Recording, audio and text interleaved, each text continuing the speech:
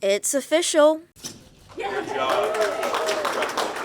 A new space for innovation at Tallahassee State College is now open. The Innovation Hub is designed to give students a hands-on and immersive learning experience. Florida Lieutenant Governor Jay Collins joined TSC leaders for the ribbon cutting.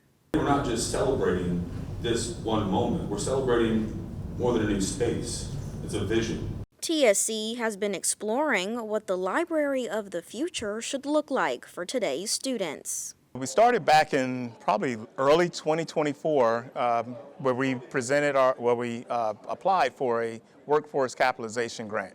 It was a $3 million grant that was through the Department of Education. With help from the grant and the teams at BKJ Architecture and Southern Standard Construction, the space is now filled with technology designed for students to get hands-on experience with emerging technologies. We have an engineering zone which is equipped with a workspace to allow students to do soldering and even other type of fabrication type of activities. Our AR/VR zone where students can come in, put on the Oculus headsets and be immersed into an environment. And those are just a few of the features.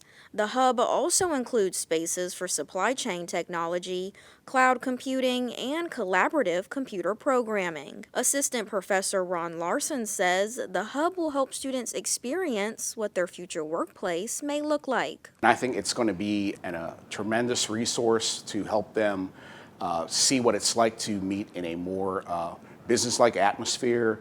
It kind of reflects where companies are going to probably have their employees working in teams and that sort of thing. The Innovation Hub represents more than just a space filled with technology. It's a place where students can experiment, create, collaborate, and develop skills they'll need for tomorrow's workforce.